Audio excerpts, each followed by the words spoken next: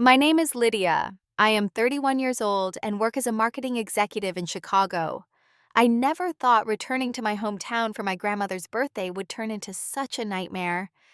I still can't forget the way conversation stopped when my mother looked directly at me across the elegant brunch table and said, "We're just being nice inviting you. Don't fool yourself." Everyone froze. In that moment, years of feeling like an outsider in my own family crystallized into perfect clarity. What happened next changed everything. Before I continue the story, let me know where you're watching from in the comments. If you've ever felt unwelcome in a place you should belong, hit subscribe because my response might surprise you. I grew up in a wealthy suburban Connecticut neighborhood where appearance was everything. My parents, Margaret and Richard Hamilton, were fixtures in local society. Dad ran a successful investment firm, while Mom chaired every important charity committee. Our Tudor-style home featured regularly in regional magazines and holiday parties at the Hamilton residence were coveted invitations. My older siblings fit perfectly into this world. James, 4 years my senior, followed Dad's footsteps into finance, graduating from Harvard before landing at a prestigious New York investment bank. Catherine, 2 years older than me, became the surgeon my parents always bragged about at their social gatherings. Both married equally accomplished partners from good families and produced adorable grandchildren right on schedule. Then there was me. From early childhood, I questioned everything. While Catherine played with medical kits and James counted his allowance, I wrote stories, painted, and dreamed of seeing the world beyond our manicured community. I wasn't rebellious in the traditional sense. I earned good grades and stayed out of trouble, but I lacked the competitive drive my parents valued above all else. "Why can't you be more like your sister?" became the soundtrack of my adolescence, usually followed by comparisons of our accomplishments. When I won second place in a state writing competition, Mom asked why I hadn't placed first. When I was accepted to NYU with a partial scholarship, Dad called it a backup school, despite my excitement about their marketing program. The summer before college was particularly tense. My parents had assumed I would attend Dad's alma mater, Yale, or at minimum one of the other Ivy League schools where generations of Hamiltons had studied. My choice to attend NYU and pursue marketing rather than law, medicine, or finance created the first major rift between us. "Creative fields are hobbies, not careers," Dad informed me during an uncomfortable dinner. "You're throwing away your potential in our connections." Mom was more direct. "People will think we couldn't get you into a proper school." I moved into my dorm early and savored the freedom of New York City. College became my first taste of belonging somewhere. I found friends who valued my creativity and professors who encouraged my unconventional thinking. Summers were spent in internships rather than at home, and gradually my calls and visits became less frequent. After graduation, when my classmates moved back to their hometowns or took jobs arranged through family connections, I accepted a position with a boutique marketing agency in Chicago. The distance wasn't accidental. I needed space to become myself without the constant measurement against my siblings' achievements. For years, my contact with family remained minimal. Obligatory holiday calls, brief visits during which I stayed at hotels rather than the family home, carefully wrapped gifts that often missed the mark because my parents and siblings never really knew my tastes or interests. Each interaction left me emotionally drained and questioning my worth. Then last year, something shifted. The small agency where I worked was acquired by one of the largest marketing firms in the country, and I was promoted to executive level leading their digital innovation team. For the first time, I felt professionally secure and personally fulfilled. My success had come on my terms without family connections or compromising my values. Perhaps it was this new confidence that made me receptive when Mom called about Grandma Eleanor's 80th birthday celebration. Eleanor was different from the rest of the family. During childhood visits to her lakeside cottage, she listened to my stories and encouraged my creativity. When I decided on NYU, she sent me a congratulatory card with a generous check, while my parents sulked. "It would mean a lot to your grandmother if you came," Mom said, her voice unusually conciliatory. "The whole family will be there for the weekend. James is flying in from London, and Catherine is taking a rare break from her hospital duties." Something in her tone sounded almost warm, and I allowed myself to hope. Maybe my professional success had finally earned their respect. Maybe time had softened their disappointment in me. Maybe we could rebuild some kind of relationship now that I was secure enough not to need their approval. I'll be there, I promised, already planning what to wear and which gifts to bring. I wouldn't miss it for anything. The weeks before the visit, I found myself uncharacteristically excited. I purchased an expensive cashmere sweater for Mom in her favorite shade of blue. For Dad, I found a first edition of his favorite author's most celebrated work. For Grandma Eleanor, I commissioned a local artist to create a watercolor of her beloved lakeside cottage. I even selected thoughtful gifts for James Catherine and their families. I told myself this time would be different. This time I was returning not as the family disappointment, but as a successful professional with accomplishments even they couldn't dismiss. This time maybe I would finally feel like I belonged. How wrong I was. The moment I pulled into the circular driveway of my childhood home, anxiety tightened my chest. The house looked exactly the same, imposing and perfect, with freshly mulched garden beds and seasonal flowers arranged with mathematical precision. I sat in my rental car for several minutes, breathing deeply, and reminding myself I was no longer the insecure young woman who had fled to Chicago. Mom answered the door herself, appraising me with a quick up and down glance before offering a stiff hug. "You've lost weight," she said, though I hadn't. "That's a nice change." Dad appeared from his study, barely looking up from his phone.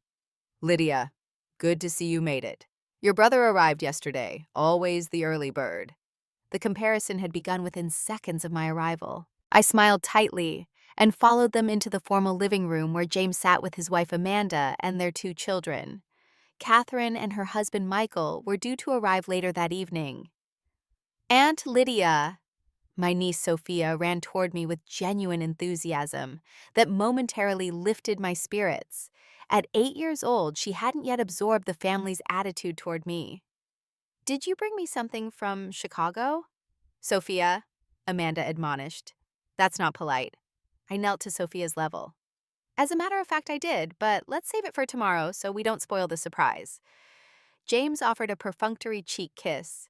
"How's the marketing game treating you? Still making ads for those sustainable shoe people?" "Actually, our agency was acquired last year.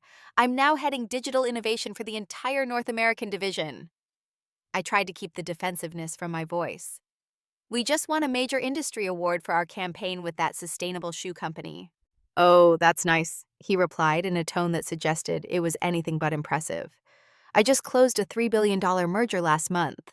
Barely slept for weeks, but that's banking for you." The conversation continued in this vein through drinks and dinner.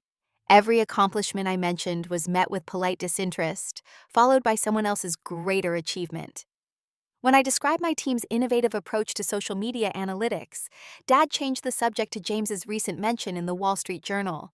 When I offered to help Mom with a technical issue on her charity's website, she said Catherine's husband had already taken care of it because he works with real technology in his medical research. By the time Catherine and Michael arrived, I had retreated into the familiar protective silence of my childhood. Catherine swept in wearing designer loungewear that probably cost more than my monthly rent, air kissing everyone, before turning to me with surprise as if she'd forgotten I would be there. "Lydia, wow, it's been, 2 years? 3, you look healthy." The subtle emphasis made it clear this wasn't a compliment. I had always been curvier than my rail-thin sister, another perceived failure in my mother's eyes. The only genuine welcome came from Grandma Eleanor, who arrived after dinner. She embraced me warmly, holding on longer than necessary, as if sensing my discomfort.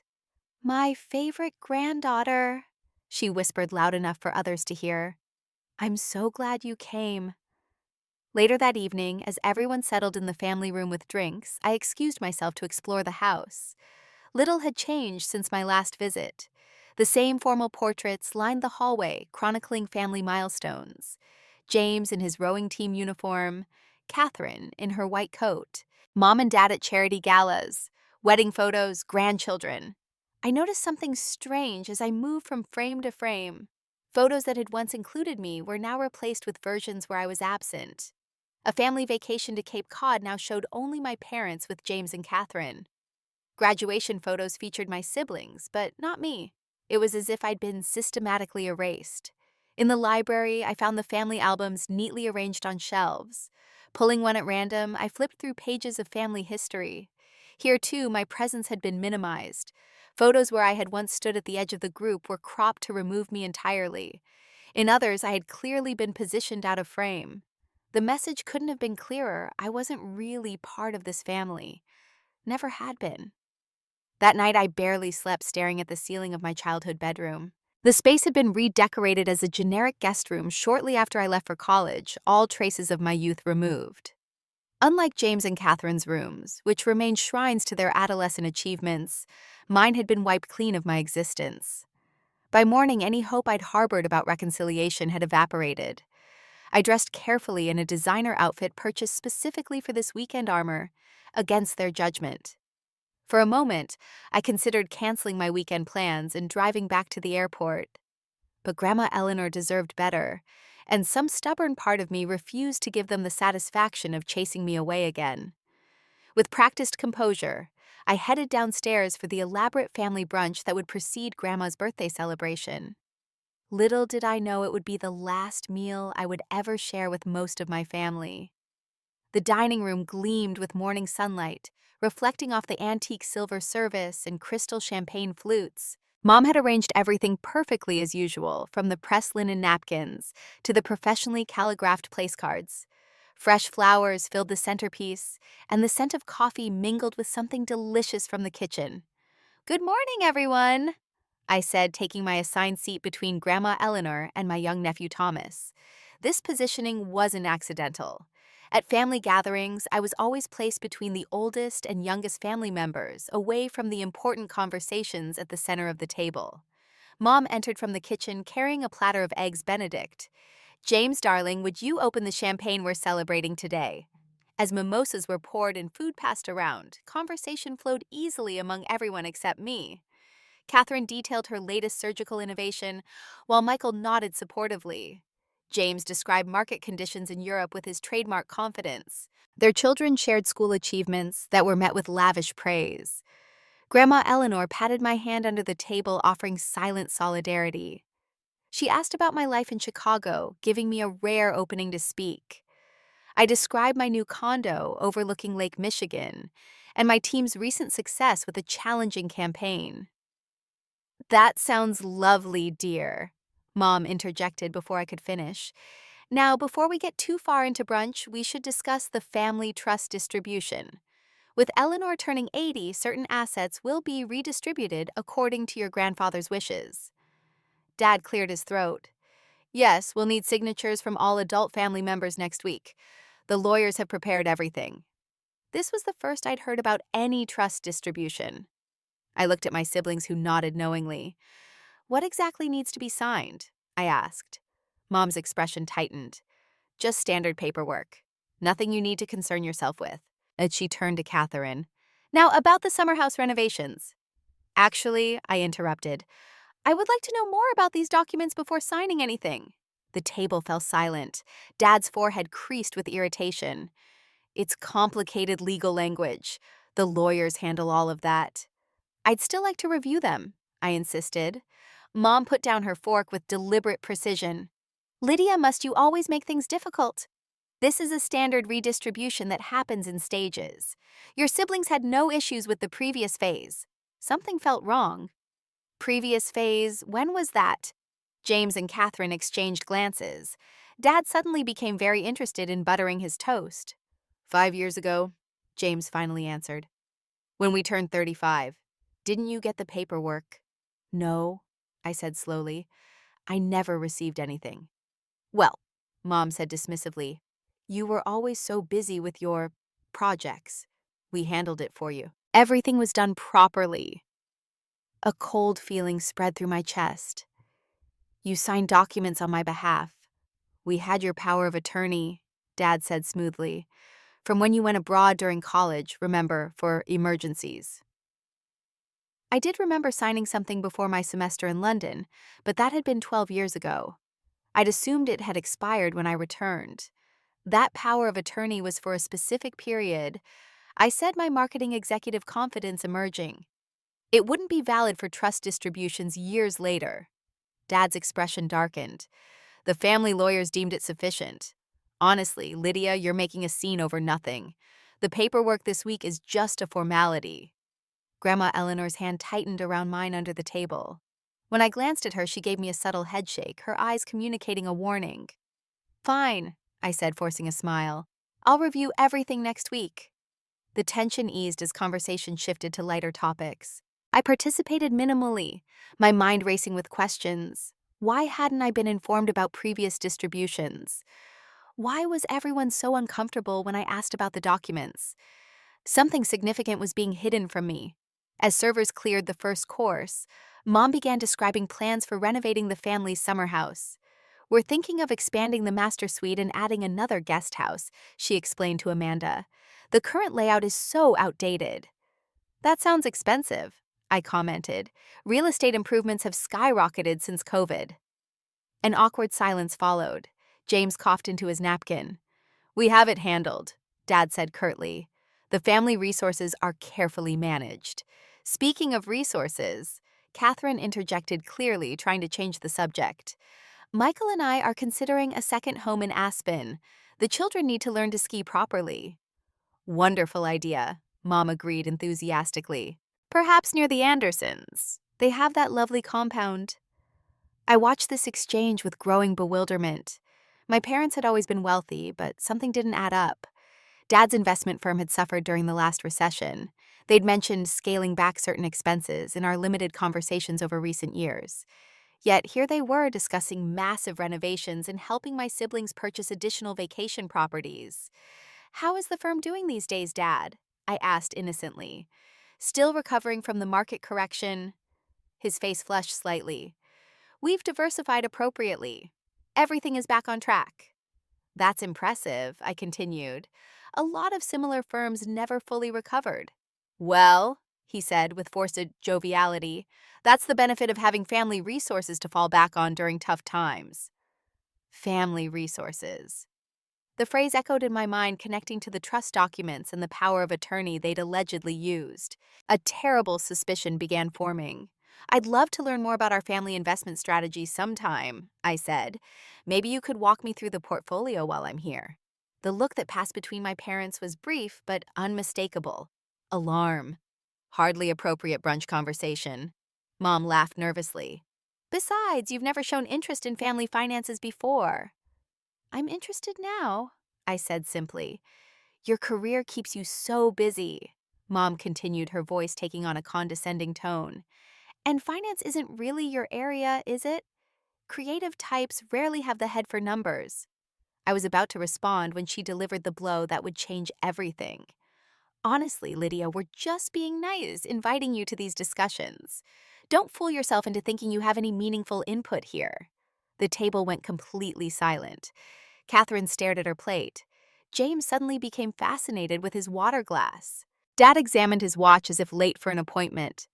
Only Grandma Eleanor met my gaze, her eyes filled with sorrow and something else, resolve.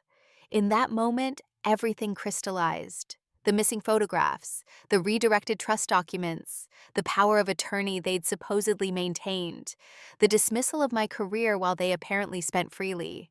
They hadn't invited me for Grandma's birthday or family reconciliation. They needed my signature on something, and they'd assumed I would sign without question, just as I'd always acquiesced to their judgment in the past. But I wasn't that person anymore. With deliberate calm, I placed my napkin beside my plate and stood. Excuse me, I said, my voice steadier than I felt. I need some air. As I walked from the dining room, I heard the conversation resume behind me, as if nothing had happened. No one followed to check if I was all right. No one called my name. I was, as always, utterly dispensable to the Hamilton family narrative. Instead of heading outside as suggested, I walked directly upstairs to my room and closed the door. For the first time since arriving, I could breathe.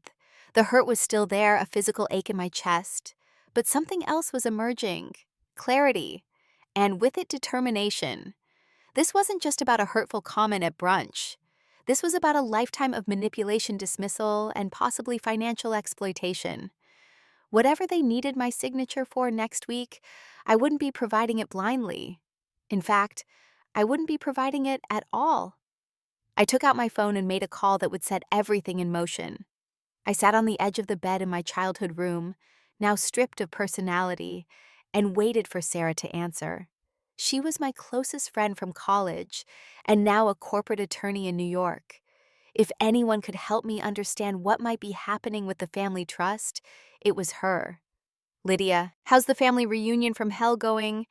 Sarah's voice brought immediate comfort. "Worse than expected?" I replied, keeping my voice low. "I need your legal brain. It's about the family trust." I explained the situation, the surprise trust distribution requiring signatures, the revelation about previous documents signed without my knowledge, and my growing suspicion that something was very wrong with the family finances. "This sounds sketchy as hell," Sarah said after listening carefully. "A power of attorney from a college study abroad program wouldn't cover trust distributions years later, and they legally can't sign away your inheritance without proper documentation." What should I do? First, don't sign anything. Second, find out what's in that trust and what they've done with your portion. Any way you can access financial documents while you're there. I thought about Dad's home office always kept locked when he wasn't using it. Possibly. I'll call you back. A soft knock interrupted my thoughts. When I opened the door, Grandma Eleanor stood there looking concerned. "May I come in?" she asked, though she was already stepping inside and closing the door behind her. At 80, she remained elegant and sharp, the only family member who had consistently shown me genuine affection. "I'm sorry about what happened downstairs," she said, taking my hands in hers. "Margaret has always lacked tact, but that was cruel even for her." "It's fine," I said automatically. "I'm used to it." "That's exactly what breaks my heart." She sat beside me on the bed. "Lydia, there's something you should know. The family finances aren't what they appear." My pulse quickened. "What do you mean?" "Your father's firm nearly collapsed 8 years ago. Bad investments, poor management. They've been keeping up appearances by borrowing heavily against future trust distributions." "Including mine?" I asked, though I already knew the answer. She nodded gravely. "Especially yours because you never ask questions. Your portion of the trust is substantial, Lydia. Your grandfather always had a soft spot for you. He set aside extra specifically for you, separate from the even split between grandchildren." The revelation stunned me. They've been using my inheritance to fund their lifestyle and James and Catherine's second homes, and to bail out the investment firm and pay for renovations. The summer house is mortgaged to the hilt. She sighed heavily. "I've tried to stop it, but I have limited control until I turn 80, which is why they're pushing for these signatures now. Once signed, they can access the next phase of distributions." Anger replaced shock. "How much have they taken?" "I don't know exactly. Your grandfather left you approximately $4 million in today's value. How much remains depends on what they've borrowed against it." My head spun. $4 million. Money that was legally mine being used without my knowledge or consent to fund my parents' pretense of wealth and my siblings' extravagant lifestyles. What about James and Catherine? Did they know about this? They've benefited, certainly, but I don't know how much they understand about where the money comes from. They received their distributions on schedule while yours were reinvested by your father. A plan began forming in my mind. "Grandma, I need to see documentation. Is there any way you could distract everyone for an hour?" Her eyes sparkled with unexpected mischief. "I think I can manage a minor birthday emergency. Richard keeps everything in his office safe. The combination is your grandfather's birthday." She recited the numbers. "Be careful, dear, and know that whatever you decide, you have my full support." After she left, I waited until I heard her calling for assistance from downstairs. Something about feeling faint. As family members rushed to help, I slipped down the hall to Dad's office. The door was locked, but I remembered the spare key hidden behind the hallway sconce. Inside the office was immaculate walls lined with leather-bound books and investment trophies from decades past. The safe was concealed behind a painting of the family estate. Using Grandma's information, I quickly gained access. Inside were folders labeled with each family member's name. Mine was thickest of all. I took photos of key documents with my phone working quickly but methodically. What I discovered confirmed my worst suspicions. Over the past decade, my parents had systematically borrowed against my trust fund, using the power of attorney fraudulently. Nearly $3 million had been diverted to family investments that primarily benefited my parents, James and Catherine. Most damning was a document prepared for the upcoming signing. It would effectively transfer control of my remaining trust assets to a family holding company managed by my father, giving him unlimited access to what little remained of my inheritance. I replaced everything exactly as I found it, locked the safe, and returned to my room just as I heard the family returning upstairs.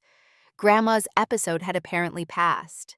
Through my door, I heard Mom complaining about Eleanor's dramatic timing, disrupting her carefully planned brunch. Alone again, I called Sarah back and sent her the document photos. "This is straight up financial fraud," she said after reviewing them. "They've been stealing from you for years. That power of attorney was invalid after your study abroad ended." What should I do? If it were me, I'd cut financial ties completely, close any shared accounts, remove their access to everything, and consult a trust attorney about recovering what they've taken. The path forward became crystal clear. I would not confront them directly. I would not create a scene at Grandma's birthday. I would simply, quietly, systematically remove myself from their financial reach. Then I would rebuild my life without the weight of their conditional acceptance. I packed my suitcase efficiently, leaving the expensive gifts I'd brought on the bed. I wrote a brief note to Grandma explaining my departure and promising to call her soon. Then I slipped downstairs where the family was gathered in the sitting room, recovering from the excitement of Grandma's spell. "I need to make a quick business call," I announced to no one in particular. "I'll be back shortly." No one seemed particularly concerned about my whereabouts.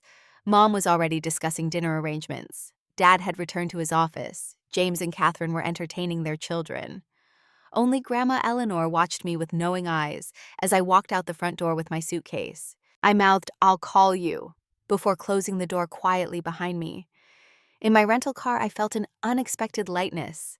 For the first time in my adult life, I wasn't running away from my family in hurt and confusion.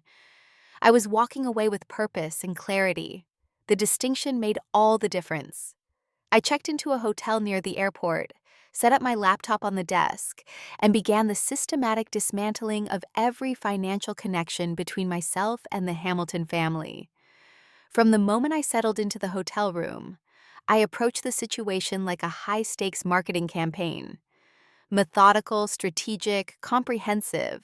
First, I created a spreadsheet listing every financial connection that potentially linked me to my family joint checking account established when I was 16, never closed, investment account managed by Dad's firm, life insurance policy with parents as beneficiaries, credit card with parental access emergency, only never used, family cell phone plan, health insurance through family business, email accounts on family domain, subscription services using shared payment methods.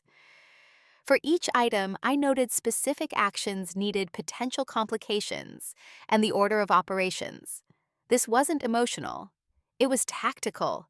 The marketing executive in me had taken over, creating a systematic extraction plan. I started with the simplest items. I called my cell provider and established a new account under my name, only transferring my number. I updated my address on all accounts to my Chicago condo. I changed every password security question and recovery email, removing any access points my family might use. Next came the more significant financial separations. I logged into my bank account and was horrified to discover recent transfers I hadn't authorized. Small amounts moved from my checking account to the family account labeled as reimbursements and family expenses. I immediately froze the account and initiated the process of opening new accounts at a different bank entirely. The investment account required direct intervention. I called the firm, bypassing my father's office, and reached a senior manager. "This is Lydia Hamilton. I need to discuss my investment portfolio immediately." "Of course, Ms. Hamilton. Your father usually handles these inquiries." "Not anymore. I'm taking direct control of my investments, effective immediately." There was an awkward pause. "We'll need authorization for that change." "The account is in my name, correct?" Another pause. Well, yes, but there's a management arrangement with Hamilton Advisors. An arrangement I never personally authorized as an adult, I stated firmly. I've consulted with attorneys who confirm that any such arrangement, based on a study abroad power of attorney from 12 years ago, is invalid. The mention of attorneys changed his tone completely. I see. Perhaps we should discuss transfer options. By mid-afternoon, I had initiated the process to move my investments to an independent firm recommended by Sarah. The manager had grown increasingly uncomfortable when I requested documentation of all transactions on my account over the past decade, especially after I mentioned phrases like unauthorized transfers and fiduciary responsibility. I called my insurance company next, removing my parents as beneficiaries and designating a trust I would establish upon return to Chicago. I canceled every subscription linked to family payment methods. I withdrew from the family health insurance plan, arranging coverage through my employer instead. Between each step, I documented everything, creating a paper trail that would be indisputable later. Sarah connected me with a trust attorney specializing in family financial disputes, who agreed to a video consultation that evening. As dinner time approached, my phone began buzzing with messages. The first was from Grandma Eleanor. "They've noticed you're gone, claiming you're being dramatic. I covered for you, said you mentioned a work emergency. Stay strong. Love you." Then came texts from Catherine. "Where are you? Mom's having a fit about you missing dinner." And James, "Whatever Mom said at brunch, she didn't mean it like that. You know how she is. Just come back and we can smooth things over." I responded to Grandma only, "I'm safe. Thank you for understanding. We'll call tomorrow." The others I left unanswered. Let them wonder for now. The consultation with the trust attorney, Mr. Abernathy, was illuminating. After reviewing the documents I'd photographed, he confirmed what I already suspected. "This is textbook financial exploitation," he said gravely. "The power of attorney they've been using has been invalid for years. Any transactions authorized under it since your study abroad program ended could be challenged." "What about recovering what they've already taken?" He stroked his beard thoughtfully. "Complicated, but not impossible. Proving fraud against family members is messy, especially with parents. But the documentation you found provides strong evidence. We could potentially recover a significant portion, though litigation would be lengthy and public." The thought of a protracted legal battle against my own family made my stomach turn. What are my alternatives? "You could negotiate a settlement privately. Given what you've shown me, they have significant exposure here. A demand letter outlining the unauthorized transactions and requesting partial restoration might be effective, especially if they're concerned about reputation damage." We discussed options for nearly an hour. By the end, I had a clearer picture of my rights and potential pathways forward. Mr. Abernathy agreed to prepare initial documentation upon my return to Chicago, including letters formally revoking any remaining power of attorney my parents might claim. As we concluded the call, my phone exploded with notifications. Apparently, someone had finally checked the family financial accounts and discovered my actions. "Dad, call me immediately. What do you think you're doing?" "Mom, stop this ridiculous behavior at once. You're embarrassing the family." James, "Dad is furious. What the hell are you doing with the accounts? Even Catherine, usually above family drama. You need to fix whatever you've done. Dad says you're jeopardizing everything." I silenced my phone and ordered room service. For the first time since arriving in Connecticut, I felt hungry. While waiting for my food, I drafted a formal email to the entire family. "I have become aware of significant unauthorized use of my financial assets through an invalid power of attorney. I have taken steps to secure my accounts and assets moving forward. I am consulting with legal counsel regarding recovery of misappropriated funds. I will not be signing any documents related to the family trust at this time. I will contact Grandmother Eleanor separately regarding her birthday celebration, which I regret missing due to these circumstances." I read it twice, removed one particularly accusatory sentence, then hit send. Within minutes, my phone began ringing nonstop. I turned it off completely and enjoyed my dinner in peaceful silence. That night, as I prepared for bed in my impersonal hotel room, I realized something surprising. Despite the chaos I'd unleashed and the confrontation still to come, I felt more aligned with myself than I had in years. The constant background noise of seeking my family's approval had finally gone silent. In its place was something far more valuable: self-respect. I slept soundly for the first time since arriving in Connecticut. While across town, I imagined phones continuing to ring unanswered in the Hamilton household. My phone showed 27 missed calls when I turned it back on the next morning. Voice messages ranged from Dad's cold fury to Mom's tearful manipulation to James's awkward attempts at mediation. Only Catherine had maintained silence after her initial text, which was typical of her conflict avoidance strategy. I called Grandma Eleanor first, catching her before the day's birthday festivities began. "Are you all right?" she asked immediately. "They were in complete disarray last night." "I'm fine," I assured her. "Better than fine, actually. I'm sorry to miss your birthday." "Nonsense, this is long overdue." Her voice lowered. "Richard was up half the night in his office making calls. Margaret kept saying you were having some kind of breakdown. The children were sent upstairs early." "I found documentation of everything, Grandma. They've been using my trust fund to prop up the family finances for years. Millions of dollars." She sighed heavily. "I suspected as much but couldn't prove it."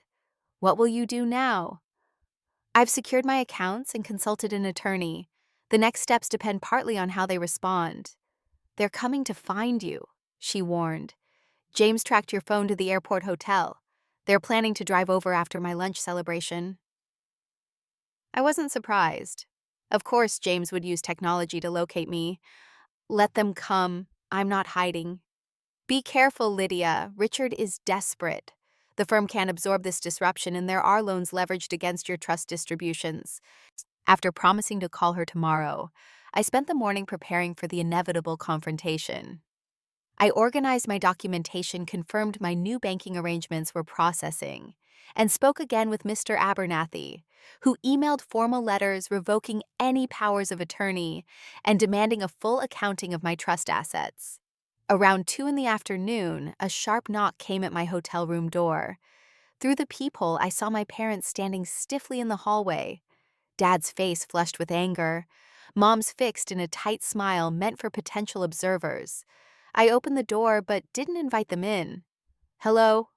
"This is ridiculous," Dad hissed, pushing past me into the room. "What do you think you're doing?" Mom followed, closing the door quickly. "The hotel staff will talk. We should keep this private." I remained standing near the door. "I'm protecting my assets from further unauthorized use. I've discovered extensive misappropriation of my trust fund through an invalid power of attorney." Dad's expression wavered between rage and alarm. "That's absurd. We've managed family assets collectively for everyone's benefit. Everything was done properly." Using a college study abroad power of attorney for transactions years after it expired isn't proper. Neither is failing to inform me about trust distributions or redirecting my inheritance without consent. Mom sat on the edge of the bed, her voice taking on the reasonable tone she used when manipulating difficult committee members. "Darling, you've never shown interest in financial matters. We were simply handling things as we always have, protecting your interests along with the family's. By spending nearly $3 million of my inheritance without my knowledge." "That's not protection, Mother. That's theft." Dad's face darkened. "Watch your language. We are still your parents." "Yes, and you violated my trust in the most fundamental way possible. I've consulted attorneys who confirm that what you've done constitutes financial fraud." The word attorneys visibly rattled them both.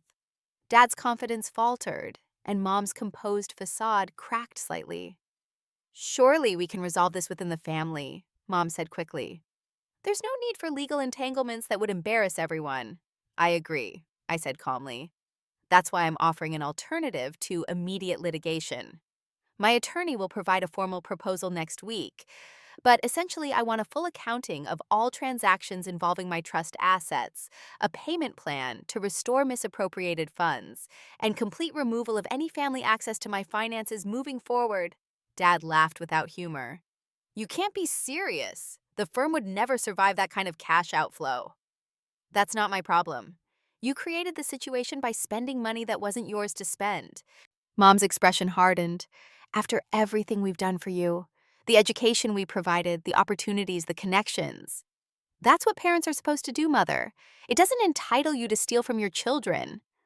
It wasn't stealing, Dad exploded. It was family resource management. James and Catherine understand this. They've never questioned our approach. Because they benefited from it, I pointed out. Vacation homes and trust distributions while mine disappeared into family investments. Did they know you were using my money to fund their lifestyles? The slight hesitation before Dad's denial told me everything. Of course not. All trust distributions were handled equally. Grandma Eleanor says differently. She told me grandfather left me a larger portion specifically separate from the equal division among grandchildren. Mom shot Dad a look of alarm. Eleanor had no right to discuss those details. She had every right. It's her husband's estate, and she saw you exploiting the granddaughter you've always marginalized. The conversation deteriorated from there. Dad threatened legal countermeasures. Mom alternated between guilt tactics and icy dismissal. I remained steady, returning each emotional manipulation with calm facts until they finally exhausted themselves. "This isn't over," Dad said as they prepared to leave nearly 2 hours later. "You're making a terrible mistake that will damage this family permanently." "No," I replied, opening the door for them. "I'm finally valuing myself the way you never did. If the family can't survive without my financial exploitation, then it deserves to be damaged." Mom paused in the doorway, studying me with new eyes. "You've changed," she said, sounding almost surprised. "You were always such a compliant child." "I grew up, Mother, just not in the direction you wanted." After they left, I sat on the edge of the bed, hands shaking slightly from the adrenaline. The confrontation had gone largely as expected, but something unexpected had emerged. Throughout the entire exchange, I had felt no urge to backtrack, apologize, or seek their approval. The desperate need for validation that had defined my relationship with my family for 31 years had vanished, replaced by a steadfast commitment to my own worth. My phone buzzed with a text from Catherine. "Parents just left your hotel, family meeting tonight. What exactly are you trying to accomplish here?" For the first time in our adult relationship, I responded with complete honesty. Justice, autonomy, and self-respect. Nothing more, nothing less. Her reply came hours later. "I didn't know about the trust manipulation. Not all of it anyway. We need to talk, just us." A small crack in the family unity. It wasn't reconciliation, but it was something I hadn't expected acknowledgement. I checked out of the hotel the next morning and caught an early flight back to Chicago. As the plane lifted off, I felt the weight of Connecticut falling away. Whatever happened with the family finances and relationships moving forward, I had drawn a line that could never be uncrossed. I was no longer the family disappointment desperately seeking approval. I was Lydia Hamilton, marketing executive, financial fraud survivor, and architect of my own life. The family that had defined me for so long would need to relate to this new reality or not relate to me at all. Either way, I would be fine. Better than fine. I would be free. Returning to Chicago felt like stepping into a different life, though my Lake Michigan condo remained exactly as I'd left it. I spent the first day back reorganizing my finances, setting up the trust Mr. Abernathy recommended, and documenting every step of what had transpired. The following week passed in a blur of legal consultations, financial restructuring, and emotional processing. My team at work noticed the change in me, commenting on my more decisive leadership style and clearer boundaries. I hadn't realized how much energy I'd been expending on seeking parental approval until I stopped. Grandma Eleanor called daily, updating me on the family chaos my actions had triggered. Dad's firm was scrambling to cover exposed positions previously backed by my trust assets. Mom had canceled 3 major social engagements citing illness. James was reportedly reviewing family financial structures with his own attorneys, suddenly concerned about potential liability. "Catherine asked for your number, sir," Grandma mentioned during our call one week after I'd left. She seemed genuinely disturbed by what's come out. I provided it with mixed feelings. Catherine and I had never been close, but her text suggesting she hadn't known everything indicated potential for an honest conversation. She called that evening as I was preparing dinner. "This is a mess," she said without preamble. "Dad's lawyers are in panic mode." "Hello to you too," I replied, continuing to chop vegetables. "How much did you know?" She sighed heavily. Bits and pieces. I knew Dad managed your trust differently because you weren't financially sophisticated, according to them. I knew they borrowed against future distributions for various family expenses. I didn't know the extent or that the power of attorney was invalid. Did you benefit from it? A long pause. My house renovation 3 years ago. Dad offered family financing at below market rates. I assumed it was from the general family assets, not specifically your trust. And my children's education funds were supplemented yearly. I never asked where from. At least she was being honest. And now? Now everything's frozen while the lawyers sort through the mess. Mom's blaming you for overreacting. Dad's barely speaking. James is worried about legal exposure since he's on some of the family business paperwork. And you? Another pause. I'm wondering how we got here. How we became the kind of family where this could happen. It was the first time either of my siblings had ever suggested our family dynamic might be flawed rather than my perception of it. We've always been this family, Catherine. You just benefited from the dysfunction rather than being targeted by it. That's not fair, she protested, but without her usual certainty. It's exactly fair. You and James fit the Hamilton mold. I didn't, so you got validation opportunities and apparently my money. I got we're just being nice inviting you and systematic financial exploitation. She had no immediate response to that. Finally, she said, I want to fix this, Lydia, not just the money. The relationship, I barely know you anymore. You never did, I pointed out, but I'm open to changing that if you're genuinely interested in a relationship based on mutual respect, rather than family hierarchy. We talked for nearly an hour more honestly than we had in decades. No resolution emerged, but a door opened that had long been sealed shut.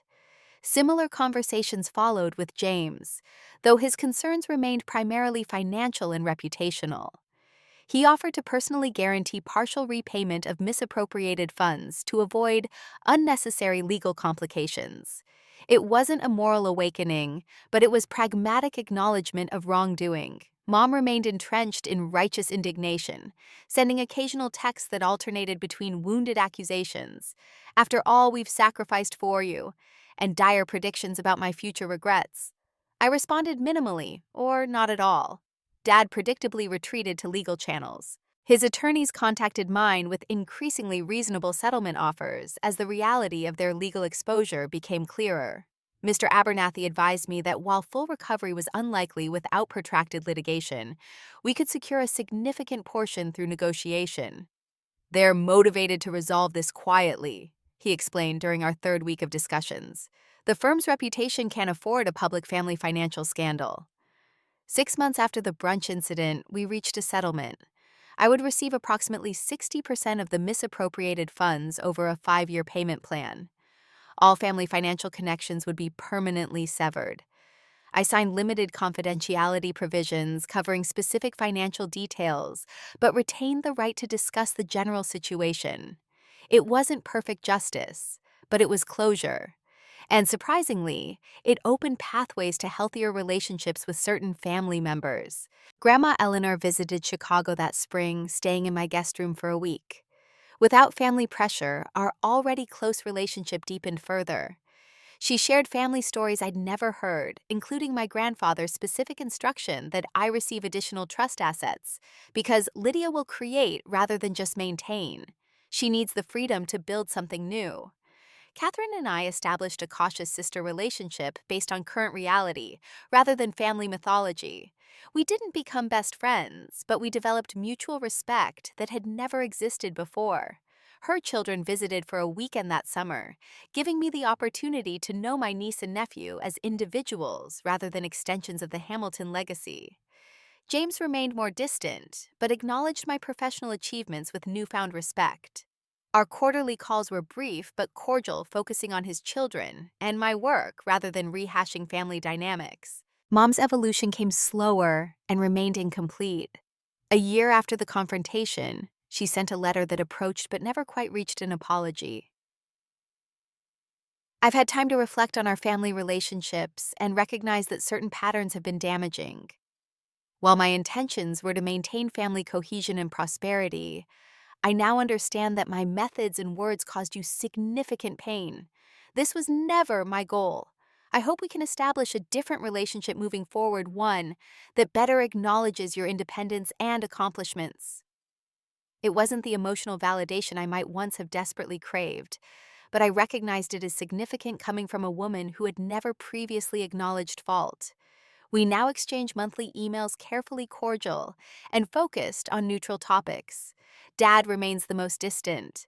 Our communication happens primarily through attorneys or other family members. The financial settlement created a breach I'm not sure will ever fully heal. Sometimes that saddens me, but mostly, I accept it as the necessary cost of self-preservation.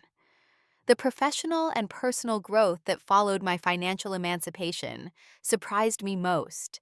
Without the constant undertow of seeking parental approval, my career accelerated. I approached negotiations and leadership decisions with newfound confidence, resulting in another promotion and an industry recognition award. I began dating more authentically as well, no longer unconsciously seeking partners who replicated my family's conditional acceptance. 6 months ago, I met Daniel, a children's book author, whose genuine support and appreciation for my authentic self continues to heal old wounds. The most profound change, however, has been internal.